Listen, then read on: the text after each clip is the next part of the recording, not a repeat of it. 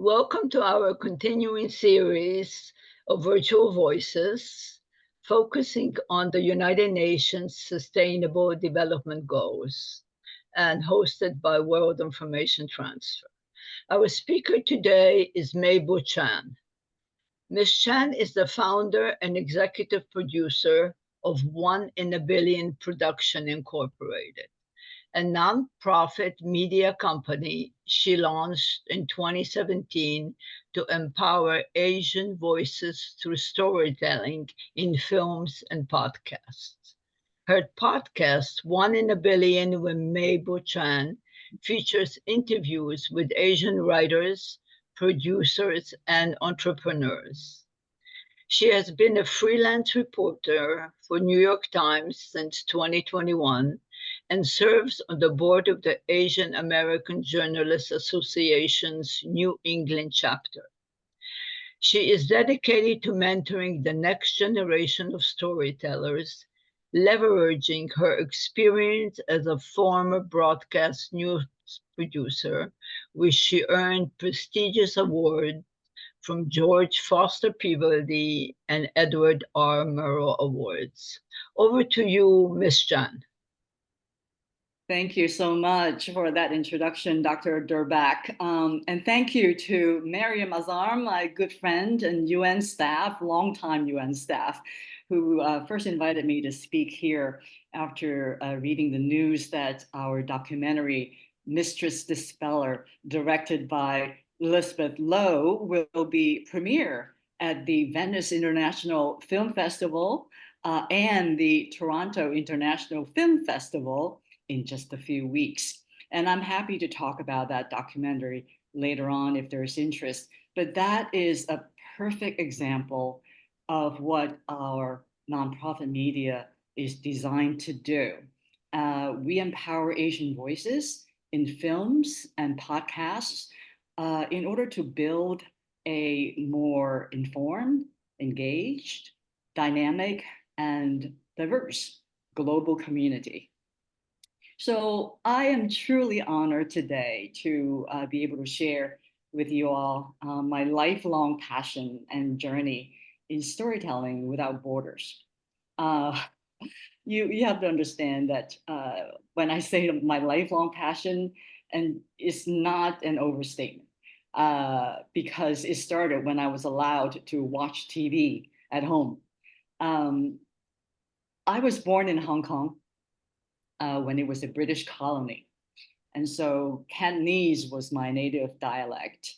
But I actually feel better to express myself in English. And I think that's mostly because my formative years as a teenager in high school, all my classes were taught in English, except Chinese literature. And so I was educated to compose my thoughts and ideas in the form of an English essay, right?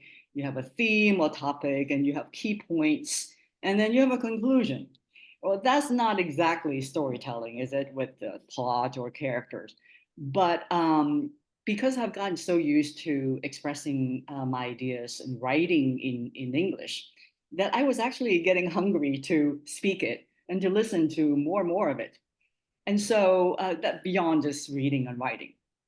So one day after school, I got home and I turned on the TV and I dialed into the English channel. And suddenly there was a scene that really drew me into it. And it was a scene from an American soap opera called The Young and the Restless. I don't know if any in the audience knows about The Young and the Restless. But the scene, there's this woman named Lori, I still remember. And she was speaking softly to a man next to her in bed. And she was talking about something that happened in the day that she got upset.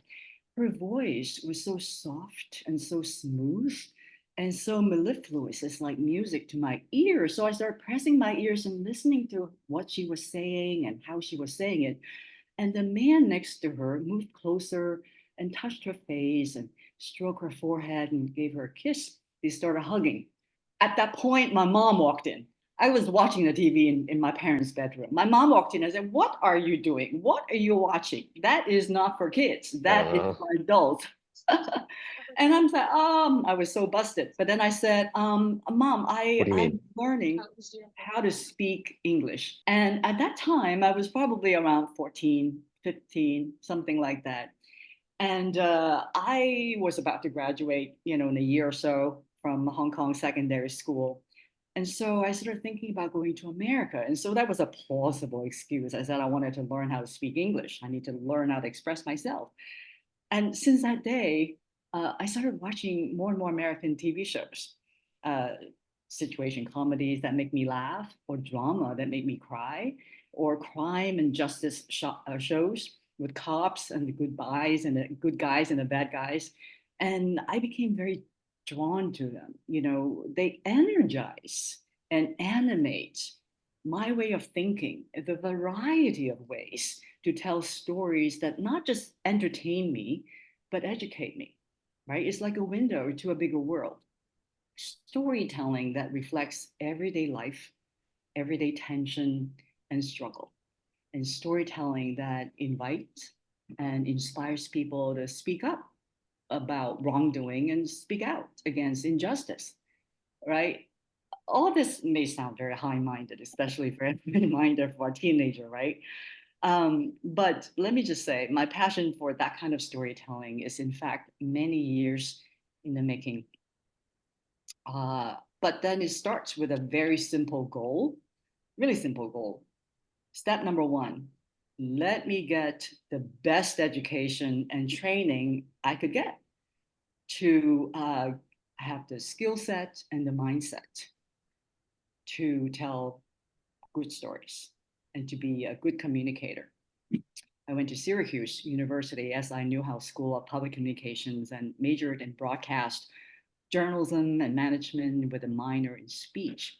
So I learned how to craft a story with the best pictures and sound up top before information dump, right? Lots of information. But then we need to know how to package it to engage people. And through the minor in speech, I learned how to articulate and enunciate in ways that people understand me. It doesn't matter where they come from, but if I'm clear, I would be understood. And I engage people, I attract people. And at that time, Syracuse required that we all do internships before we could graduate. So every summer, I went back to Hong Kong. And the first summer, I was interning at the promotion and programming department of Hong Kong TVB News, Pearl, the English department. And I was helping the producers, on air talent on a location doing production shoots. I was like a production assistant. And then the second summer, it's the news department. And that was a game changer for me because I was a TV reporter intern. On day one, I was sent to a breaking news story. What was that? It was a 9-car accident. One car hit another fast, and it sent a chain reaction. And 9 cars, they're all mangled and they're injured people. I was sent out there on the highway in Hong Kong. I tagged along the Chinese language television reporter as like my mentor, and I watched him how he interviewed cops, how he gathered information. Everything that was happening around me was in Cantonese. All right. And of course, I was listening and watching everything that unfolded in Cantonese. I had to quickly do interviews as well and absorb all that and translate in my head into English because my audience then for the English channels, they were non-Chinese speaking expatriates, right? From America, from the UK, elsewhere in Europe, and elsewhere around Asia. And so I needed to break down very complex information and complicated feelings expressed in Cantonese and boil it down to short and simple language and present it in order in my script in English and present it on TV live. Now, that sounds scary, right? For a teenager. But I actually was less scared than steeled by what's happening around me. It's so hard. People are dying. So I took my focus off of myself just naturally. I just tune into what's going on around me. It felt like I was enlarged by a larger reality of human suffering and emergencies.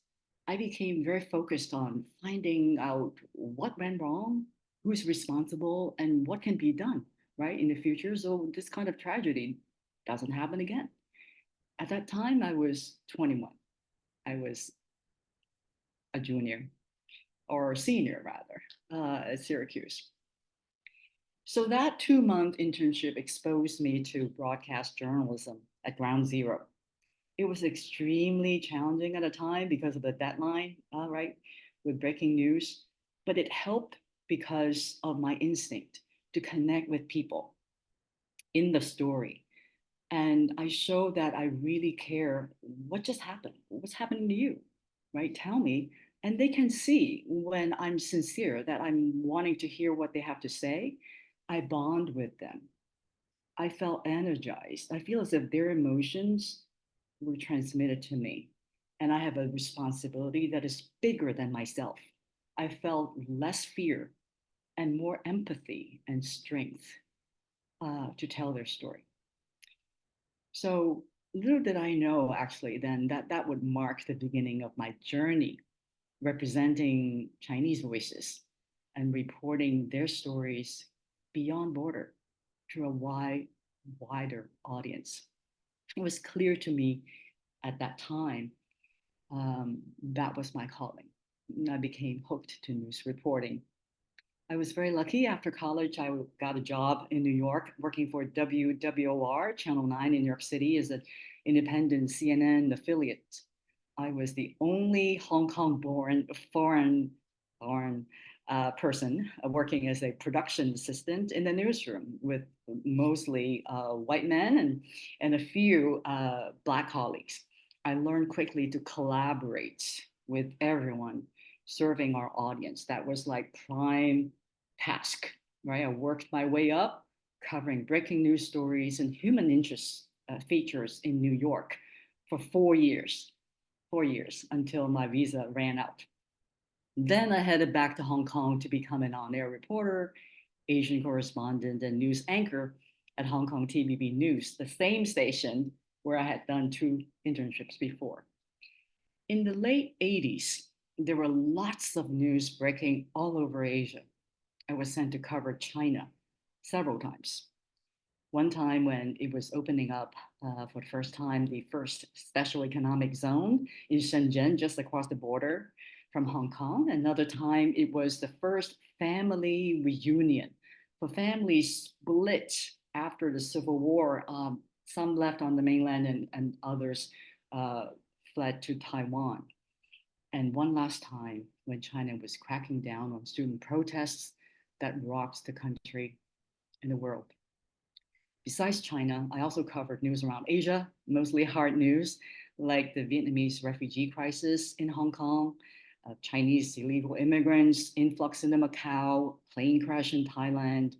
And there's a common thread running through all these stories: death and dying, despair and disasters, right? Disasters. Joblessness, poverty, very dark and heavy stuff. But later on, I was sent to Cambodia.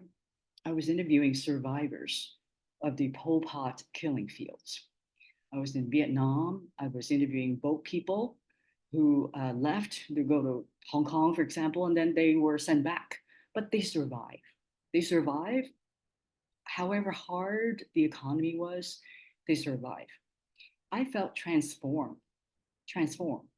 by their will to live, right? Their optimism, their grit, their like tough as nail sort of fighting spirit really lifted me up. And so all these assignments, yes, they're physically, emotionally, mentally challenging, but the inspiration from these survivors made it truly worthwhile for me. There's one particular assignment at the UN headquarters in Geneva that gave me hope and inspiration. It came from one man, Sergio Vieira de Mello, then the head of UNHCR. He was not only brilliant interview.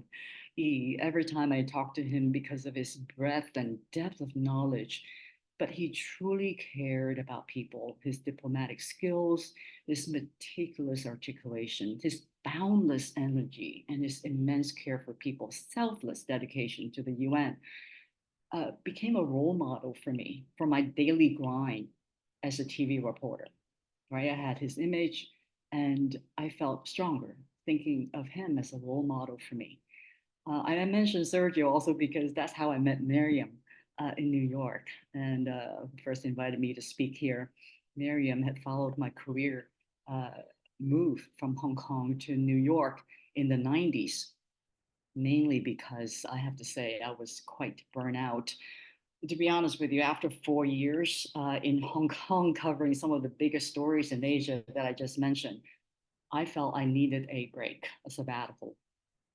So in the early 90s, I left my TV reporting job in Hong Kong. I returned to America. I went to Harvard and I became a graduate student in the Regional Studies East Asia program. My focus was China. I wanted to study Chinese history and politics, but two professors, late Professor Roderick McFarquhar, who had written many books, mostly on the Cultural Revolution, and the late Professor Ezra Vogel, who wrote Japan as Number One and many other books as well. They both advised me to study Japan and Japanese language as well. They said, well, Mable, listen, Japan is a rising power. Uh, it is not only a rising power, but is being seen as a threat to America. It's a very newsy topic, very important and relevant for you to study the language, the history, and they were right. They were absolutely right. The 2 year intense program at Harvard in East Asia for someone like me, having run around the world for years nonstop, was like putting me in a sauna, doors locked, and just to inhale steam of words and ideas for hours every day, right? And I think it might have actually changed my brain wiring for a while. I actually thought maybe I should use my storytelling journalism background to do something else, like doing writing and research on Asian issues, right? Well, what about think tanks? So I applied to some think tanks in Washington, D.C. and New York, thinking I could get in. Ding, wrong, not so fast. I got rejection after rejection from these think tanks. So they didn't want me. I wasn't cut out for them. I wasn't cut out for them. But television and journalism continued to welcome me. I got an internship offer from CBS News in Tokyo after sending a couple of emails. I wanted to practice my Japanese. And they remembered me from my TV days anchoring and reporting in Asia. And they particularly liked the fact that I learned Japanese language and the history. And I wasn't afraid to speak it and to use it to bond with Japanese people and to follow my nose to find stories to report in Japan for CBS News with an American angle. I did well. So a few months later, I got a job offer from CBS News Foreign Desk based in New York. My role was to monitor news from around the world, from Tokyo to Tel Aviv, London to Moscow, gathering editorial information and doing phone and TV interviews, pitching stories from a foreign correspondent, from a foreign news bureaus to all the CBS News shows, morning shows and evening show. For me, that was nothing better than getting paid and to get into someone's world, someone else's world. It doesn't matter how foreign and how different, and to get their story, get their perspectives and their experiences, and to make their story clear and compelling on TV to a mass audience. At that point of my career, my scope of coverage was global and national. Producing news at the American network TV level was extremely fast paced, very challenging and demanding. When we looked for interviewees, right, on a subject matter, we always ask ourselves, who know best about the subject, right? But also who can talk in clear and concise manner that our viewers understand. right? So it's more about that as well, and better if they can speak in sound bites, right? So I've been trained and hardwired to ask these questions when I frame story for interview, for a story, for American Network News under 2 minutes, right? So you can imagine the challenge there. By 2010, I had spent almost 20 years of my career with American Network News, CBS, Core TV, CNN, NBC, ABC. Because of their focus on serving American audience, I was producing mainly stories affecting Americans or would appeal to Americans. But I was also involved in producing a few special reports from Japan, China, Hong Kong. The return of Japanese kidnapped by North Korean agents. I spent a month in Japan for NBC, developing sources, building my relationships with the Japanese so they would feel comfortable to tell me their stories on and off camera. The return of Hong Kong to China in 1997, I spent 2 months in Hong Kong and China for ABC News.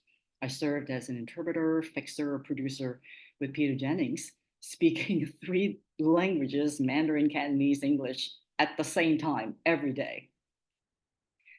All these work, as I look back, have helped me become a more careful, sensitive, circumspect, nuanced listener and storyteller. I was able to tune in deeper to Asian voices, what they say, what they don't say, what they can't say.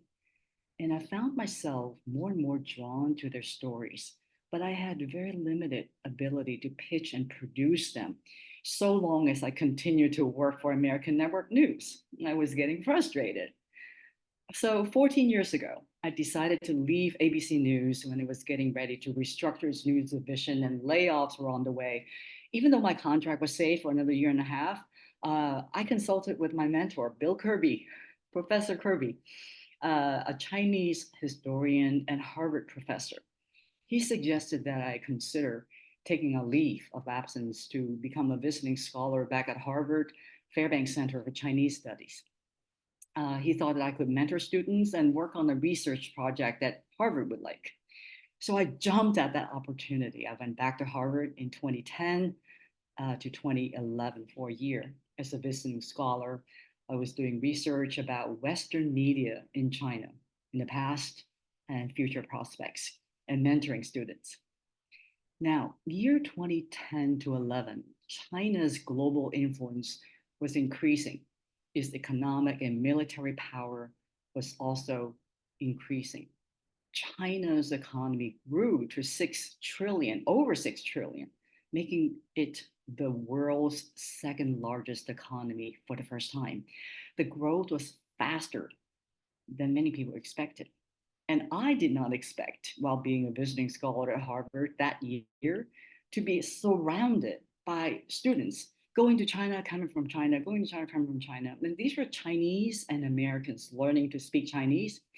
They saw opportunities here in America and there in China. And they were asking me a lot of questions about my experience working in media and journalism in New York and Hong Kong and China. I was exhausted talking to each and every one of them. Even though I love mentoring, they really stretched my bandwidth to the max. But here's the thing, I was curious about them too.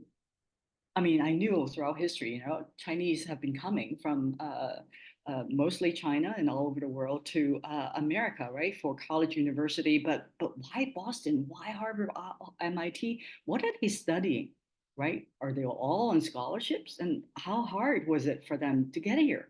What motivated them? Did they want to go back? Did they want to stay here? Do they have a choice? So I have a lot of questions. And this generation of Chinese millennials in that period of time, 2010 to 2015 period, have been called or labeled as Chinese dreamers.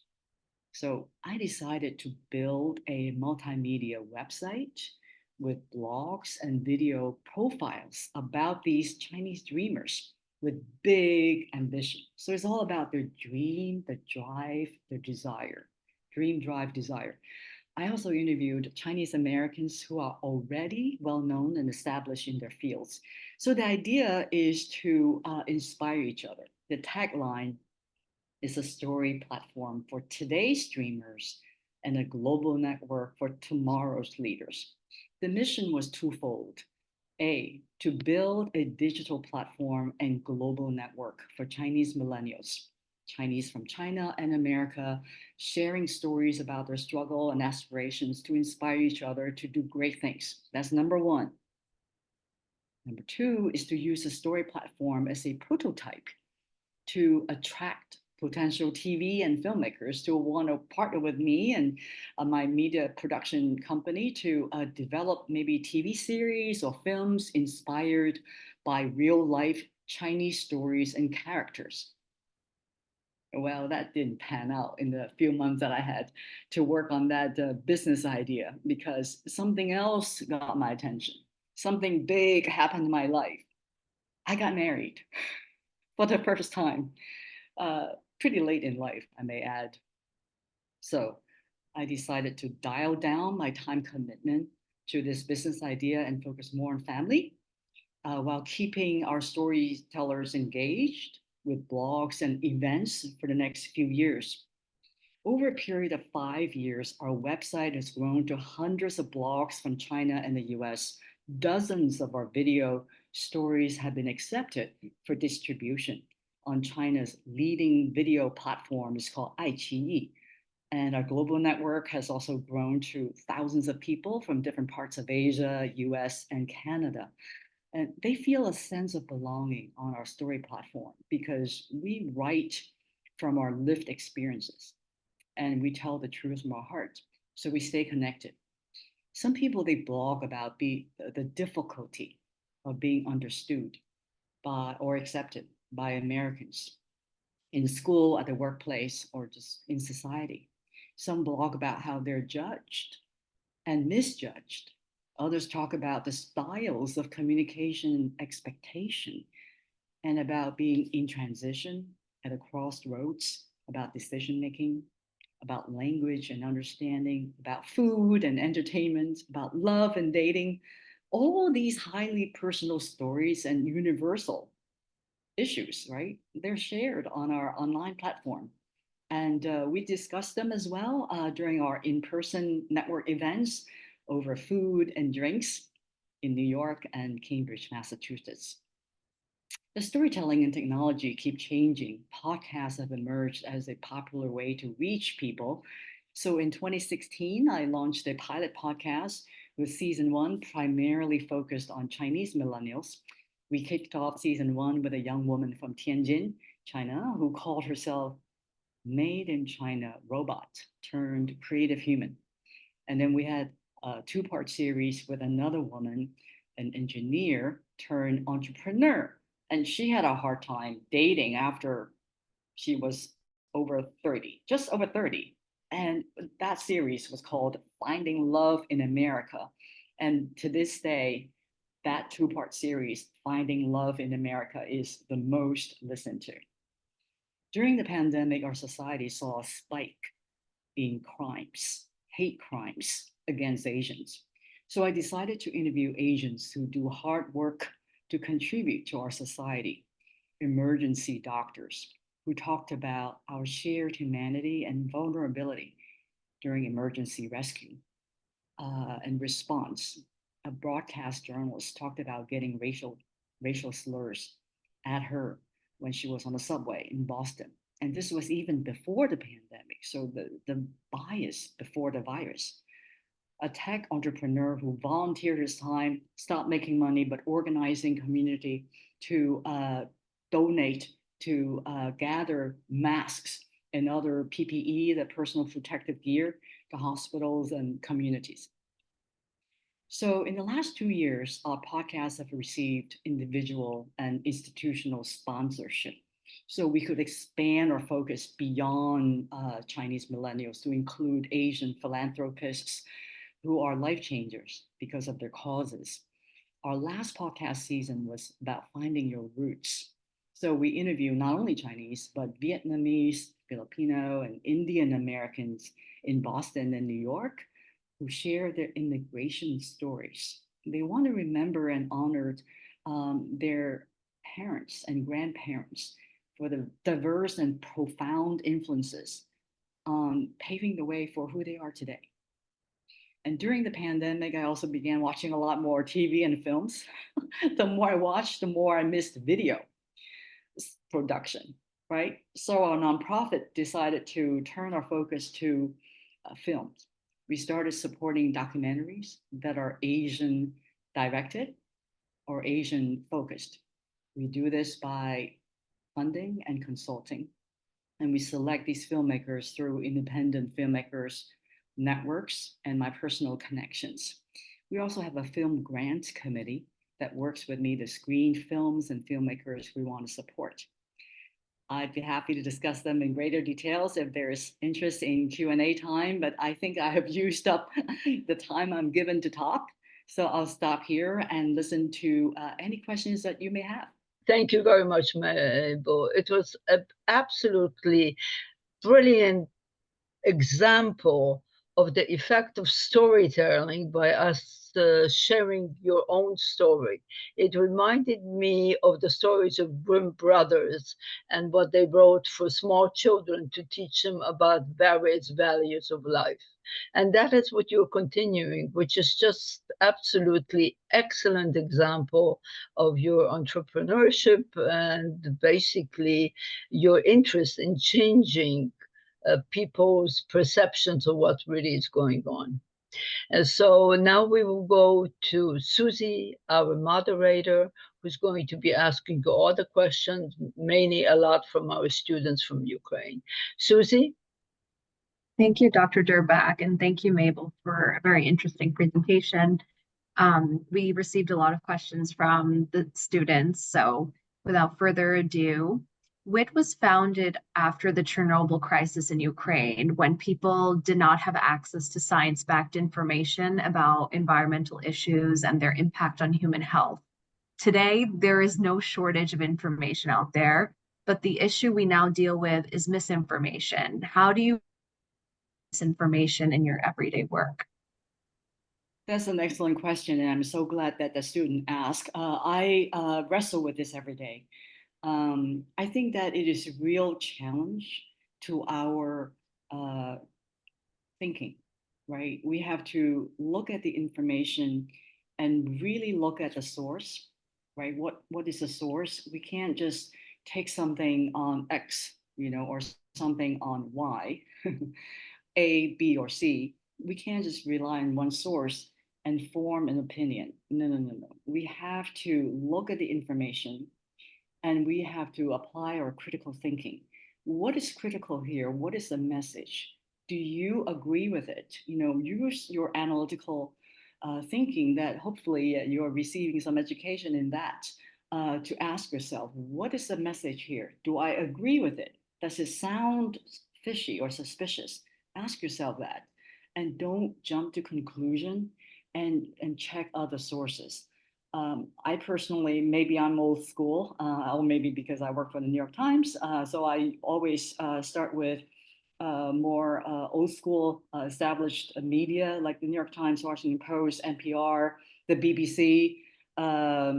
From overseas, of course, I also read Al Jazeera and the SCMP, South China Morning Post. So I'm a news junkie, and so I would then back up with more sources and see how you arrive at a conclusion. Conclusion can change, of course, all the time. Things change all the time. But I think that it is helpful to have more than one source. Better if you have 3 sources. That's what we're trained to do as journalists. So that you ask yourself or talk with friends and sort things out. What is the noise here and what is the signal? And then have a position.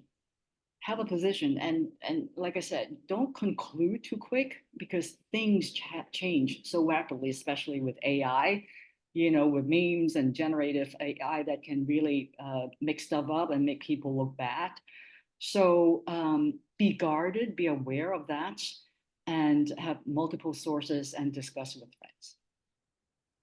Thank you. Very helpful. And I like how you mentioned that your different sources are sometimes like based in different parts of the world, because the next question is misinformation is also all about perspective sometimes. There's, how things are just absolutely inaccurate, but others, it's one part of the world believes one way, or a certain issue is seen differently due to the perspective. So how do you manage these different viewpoints when telling stories across borders? Right. I think that is very helpful to be candid with your interviewee, whoever that person is. I usually interview one person at a time. I do fact checking. In fact, I do pre-interview so that each person who is being interviewed for that season, we have a theme usually. So we have a theme that's not always breaking news stories. In fact, often it is more human interest drawn. But I pre-interview them to hear what they have to say, and then I do fact checking. Like I said, as a trained journalist, I check with multiple facts, but some facts you just can't check. If they say I'm 40 years old when they're actually just 22, that would be hard to check. But but I do my best to. I always do pre-interview, also to see where they may freeze up or trip up. Areas that should I go in further or should I lay off of it, right? So the pre-interview part helps me, and then with information and notes from the pre-interviews, then I do fact checking and fine tune. Thank you. And how do you balance staying true to your principles in storytelling, particularly when maybe the stories might not align with mainstream societal views while you're fulfilling the needs and expectations of your audience? This is a very broad question, right? And so an example may be helpful. Can you think of an example? So, for instance, if you're covering a story where you have a specific viewpoint on the issue, but that viewpoint maybe contradicts what is more of a mainstream viewpoint on the issue.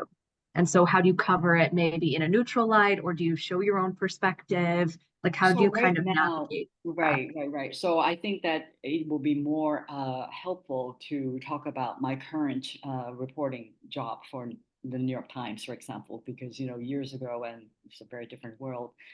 Um, New York Times itself has standards about excellence and about ethics, right? So my personal opinion is my personal opinion. I keep it at home. I don't bring it to my job. That's a journalistic training. I don't say I don't like this. I don't agree with that. No, okay, I can do that, but I keep it at home. When I'm on assignment, I'm on assignment. What is the charge here? A charge. What is the assignment? What is it about? Right? You gather facts, you interview people, and you listen to them, and then you cross-check, right? So opinions play or perspective help in terms of follow-up questions. How about this or how about that? It's almost like a counterpoint. What do you think about that? Is it true? Right? So journalistic training would help you to always stay on what is the truth here? Are you telling me the truth or are you not telling me about something else? So always fact seeking, right? And truth will come out of it. And whatever you mean by mainstream values or against my own values, they're really not relevant unless you are writing an opinion piece, right? You're a commentator, then all bets are off. You're just expressing your personal opinion, Tom Friedman or, David, uh, suddenly his name escaped me, but you know what I mean, the commentators who would just present their views, so they have facts to back it up. But in news gathering, personal opinions stay home. Makes sense. Thank you. In a world where media often chases trends, how do you maintain creative integrity while still ensuring that your content remains relevant and engaging? Creative integrity, engaging content. I don't think that they're contradictory. I think that one thing that I have to say, I'm older now, so I have to say young people are a little bit too idealistic sometimes, and they forget that there is a budget when you're creating something. And there's a market that would either buy into what you say or they don't buy in, they tune out, and then they. So I think that the question may be more the struggle for me, the way I read the question, about your creative freedom and the market reality, right? How do you create a balance? So I would go back to what is the purpose of your creative content? Is your purpose to make yourself happy? You know, is this a hobby? You just wanted to make yourself very happy, which is great. You know, it's a hobby, or to just share with friends. Or do you actually want to connect with the market? And what is that market, right? So you have to pinpoint the market. And when you say the market, it is, you know, who's the audience you're serving, right? Is it 20 something, 30 something? Is it people who work out all the time or people who are sedentary? So you get my idea. So you have to ask yourself, what is purpose? You know, and if the market is not buying your product, then can you be enterprising? Can you actually create something that reflect who you are, that connect with the market? But if the market is still rejecting you, it's kind of like what I was doing before. You know, I'm applying to all these jobs at think tanks. Well, they don't want me. I'm not cut out for it. So maybe you need to take a little pause, you know, take a time out and experience something else. You know, if you're creating stories, uh, maybe go wait on table, you know, for a couple of months. The point is mix up your creative endeavor, not just one thing all the time. You know, take time out and maybe do something else to experience life and see how other people survive. Great advice. Thank you. Is there an interview you remember the most or learned the most from? If so, why? This may get actually a little emotional. I kind of anticipated this question because I get asked that all the time. Um, it's 9/11. Is when I was at Ground Zero. I was interviewing a, a couple. They're on honeymoon, and what I learned was that I needed to get out of there faster than I did. I was interviewing a couple. They were telling me what they saw and heard. I was looking up at the South Tower that was burning. Both towers were burning. But I was so engrossed in listening to what they have to say. You know, I was in full reporting mode, writing, watching one of the floors that are burning. The windows were burning, and there was a chopper approaching the burning window. And I said to myself, it's got to be a rescue mission, right? Maybe someone's trying to jump off the window. So the chopper is trying to get them out, blah, blah, blah. So I started thinking in my head, and actually everyone started turning towards me because the tower is starting to collapse. I think that that incident may not directly answer your question, but there are times when the interview itself is so engrossed and the situation is so dire that I forgot to get out of there. Thank God I'm alive because, yes, I turned around too late. I got pushed to the ground. I got kicked around. I got injured and bloodied. And I had to go see a therapist, physical therapist, to get my bones and nerve repaired and restored for a year. But what I learned is actually that in that assignment, the story was so big that I did forget myself. And maybe the lesson there is don't forget to run when the building is falling in front of you. Yeah, and very powerful. Thank but God I you but made I it. also wanted to actually add, because I think that's not what the questioner had in mind. It's still 9/11. I interview survivors from 90 some floors. Can you imagine 90 some floors? Who lives on 90 some floors, all right, or worked in 90 some floors?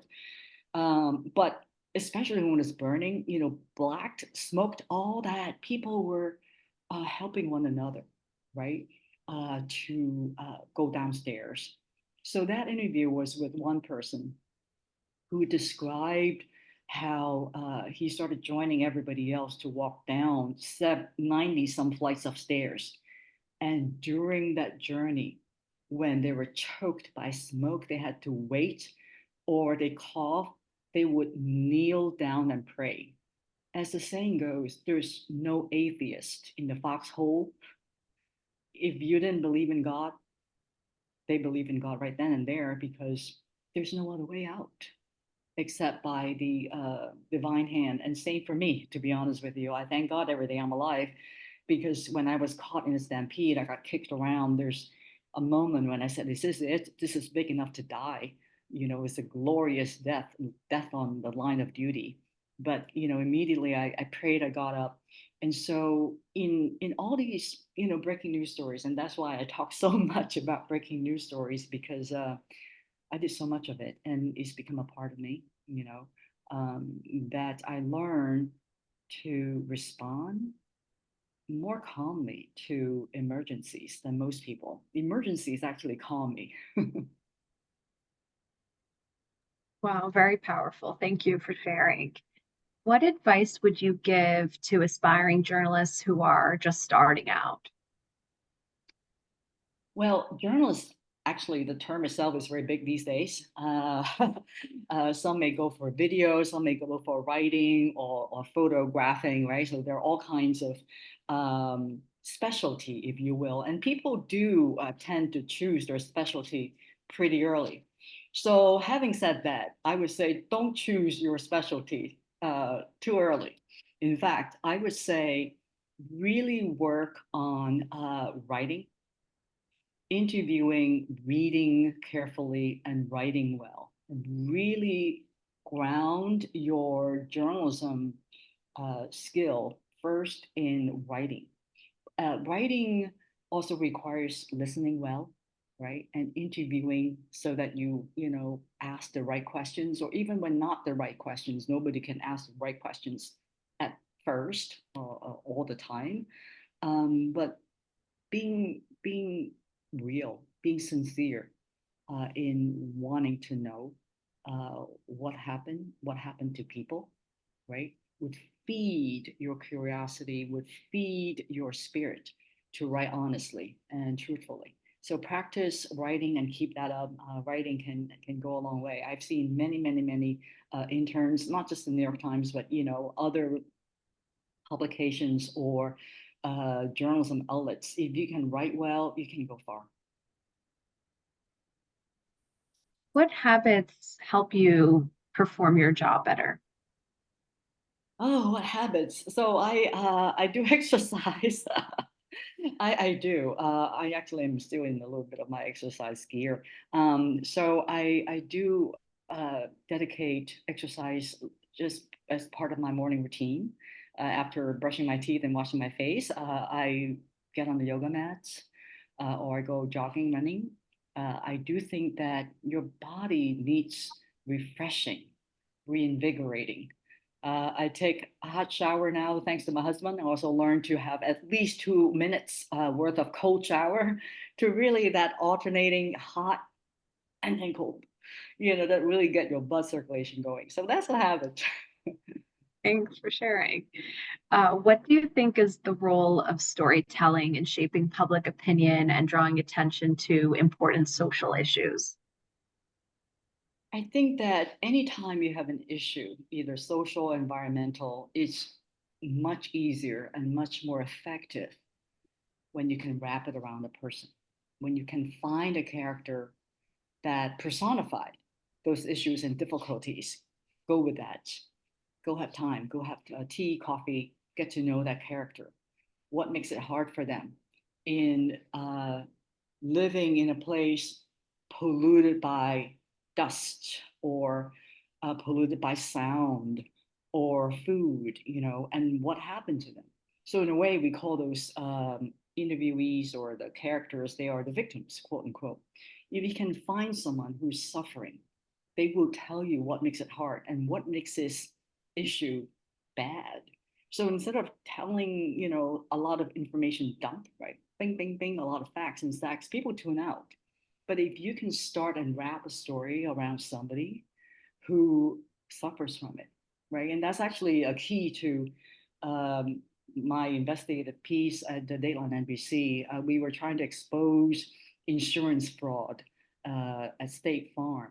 And we were able to find people who were denied claims because of fraudulent practices. We start with personal stories about how hard it was for them, months and months of trying to get insurance coverage, right, from State Farm, and what State Farm told them. It turned out to be that they didn't use real medical professionals to review their claims. There are fraudulent practices with people who review their claims. So it's cookie cutter sort of report. And so their claims were denied, and people are suffering from their injuries, right? Or they develop cancer. The point remains that what are the effects of this issue, and how do they show up in a horrible way in a person or in a family, right? I think that emotion is important to draw attention to the ills, if you will, right, of the problem. Thank you. What were some of the biggest challenges you faced when creating the One in a Billion Productions Inc.? And how did your background and experiences help you overcome them? I think there's a few words were dropped out. Can you repeat that question? What were the biggest challenges you faced when creating One in a Billion Productions, and how did your background and experiences help you overcome them? Okay. I think what in my background to help me overcome that is this can't be happening to me. I gotta find a solution. It's about grit and perseverance, but also being able to step out of it sometimes. You can't just keep going at it and just bang your head. You gotta get up and break away from it. Take a little break sometimes when it's not happening. I'll give an example. At the beginning, it takes a while to find the right team, right? Team is always the first thing. You got to have a team, who buy into it. And when people are not responding to deadlines, or people suddenly disappear. There's a lot of great things about young people, but when you're working with them, sometimes there are greater and more important things, and they disappear, they go off, right? And so you can't always just lecture them. Lecture is not going to get the results, right? So I ended up, yes, doing a lot of it myself, right? And so yoga helps, exercise helped, so that I could have a little break. But so in my background, basically, is understanding that if it is the right thing to do, I will keep at it. But also, I have made a lot of friends in my reporting days. And so I always find mentors to talk to, even 15 minutes. 15 minutes, when you're able to talk to people about what you're dealing with, mostly when the problem, the biggest challenge I have was less with the production, less with the editorial or the creative content, less content development, and more the business side. Because I'm not really a business person. I didn't build this to make a lot of money, or if I had the idea of working with Hollywood or something to produce a real life inspired TV shows or movie. I wasn't starting with how much money do we want to make. That would not be my approach, or what is our budget. So I have to say I lack that kind of mentality or practice, and so I would definitely consult, talk to people. So I expand my mind. I'm not so locked into my own way of thinking. Thank you. And what inspired you or led you to choose the podcast format? Yeah, so as I mentioned earlier in the talk, that I think it was just TV. One day after school at home, turn on the TV, and boom, I saw the scene, and the scene, less the drama, of a soap opera, and more the English aspect of it. The fact that English could be used to express emotion, for me, was so powerful. It just happened to be on TV. And why was it so important? I think it's very important, as I alluded to earlier. The way we were taught English in Hong Kong when it was a British colony in school, like high school, was to compose, an essay or to pass exams. So very formulaic. There's no creativity. There's no emotions involved. Nobody talks about feelings, what happened in the day in English. No, no, no, no. And so I felt, when I heard that expressed in such a lively, dynamic way, I just felt that, broadcast, television, radio, the sound and the video, um, they have a way to get through me, uh, through my body into my spirit. It is uplifting. If it's sad content, it may make me cry a little bit, but it also makes me think. All these sort of sensations, right? Make you cry or make you laugh. They're there for a reason. You express them for a reason. So I would think about, oh, what did I learn about that? What didn't know about this person or this situation? So I find it very interactive. I find it highly engaging, and it sticks in my mind. Sometimes really powerful video shows or podcasts, they replay in my ears. They replay in my mind. You know what I'm saying? Some scenes they replay. So yeah, I think that you're nodding your head. So that means that you get it. You have that experience yourself, right? Yes, thank you. What continuously inspires you on your career journey? I listen a lot. I watch a lot. I listen to a lot of learning material. Have you heard of masterclass, for example? Yeah. I I am a yearly member. Maybe they should sponsor my podcast. I am a yearly member. I watched a lot of video. I'm also a leader, a community leader at Sundance, for example. I took some screenwriting classes at Sundance Institute, Sundance Collab. There's a lot of masterclass events. So I continue to learn. For me, the best way is video sometimes because they stay longer in my memory. I read, I listen to podcasts, I watch uh, all kinds of learning material, including from TV series and films. And I think that having a diverse and dynamic source of information input, right, media products, not just one thing, really enlivens you. Have you noticed improvements in the representation of Asian stories in media? And on the flip side, as you look to the future and your company, what do you think can be improved, or what are you hoping for in the future? Well, definitely an improvement. Are you kidding? More and more Asian women and men are on TV now, in radio, in print, in movies. So definitely an improvement. I think that how it can be improved is that each Asian person, self included, really adopts a growth mindset. Okay, if you think that you're good, we can be better. We can keep learning. We can keep learning, watching, and being honest.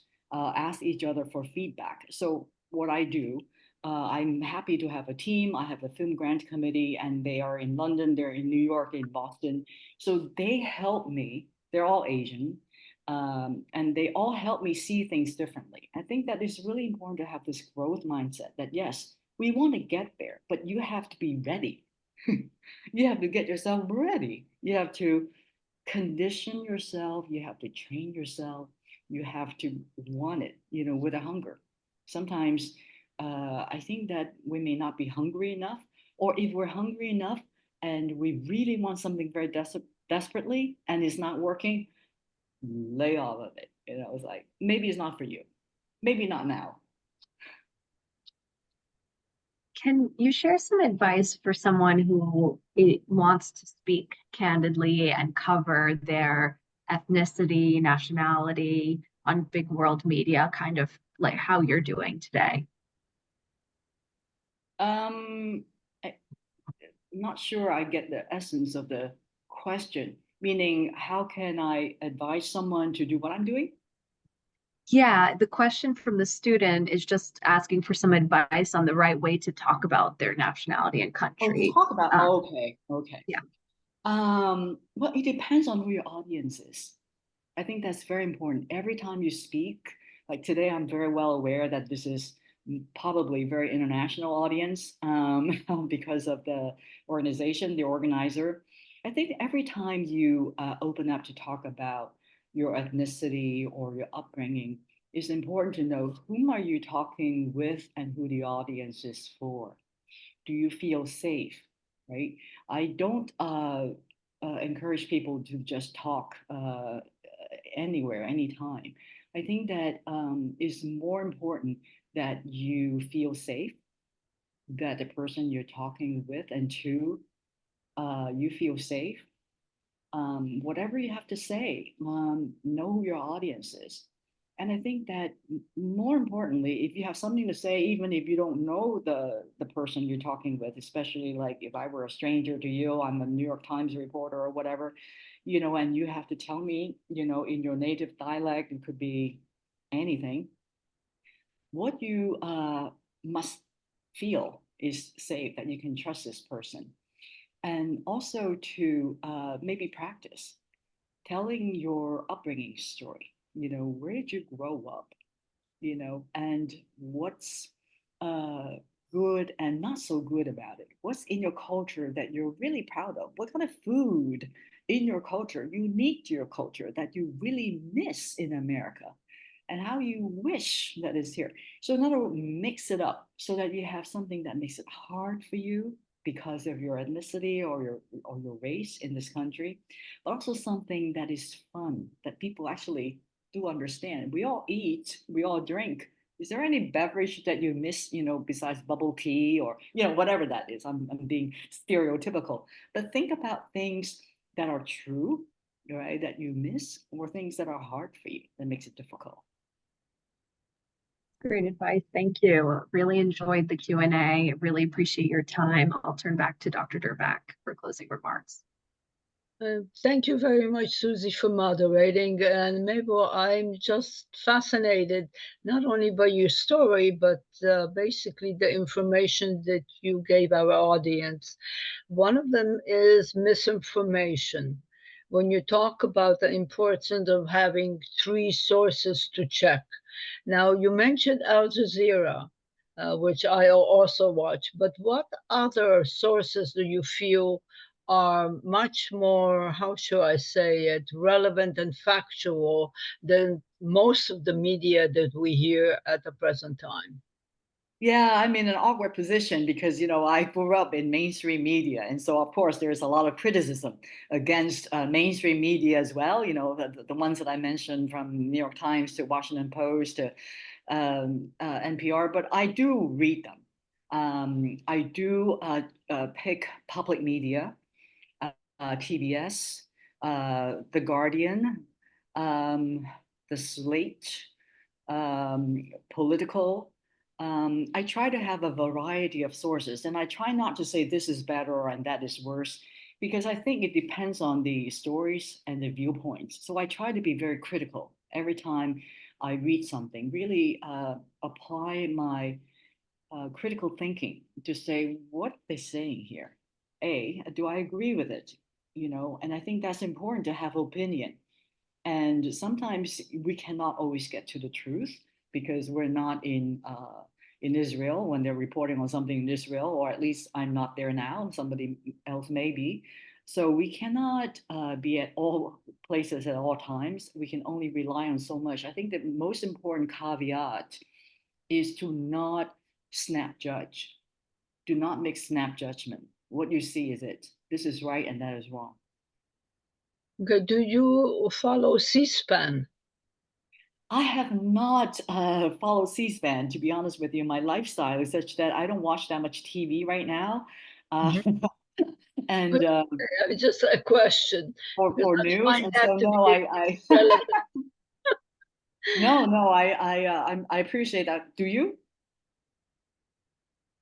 The other thing that I wanted to explore a little bit more, you talk about the actually the differentiation between creative freedom and what the market depends. How do you mitigate when you see something that is misinformation, but the media is pushing it down your throat that you know is not factual. How do you mitigate that? I just ignore it. You- If it's not true, then why do I keep consuming it? It's like, hey, you have agency, you can turn it off. You just walk away. Mhm. Well, 9/11 for you was the same as the Chernobyl for me. At that time, I decided that I am not going to uh, believe all the lies that have been discussed and distributed, and I'm going to find out what the truth is.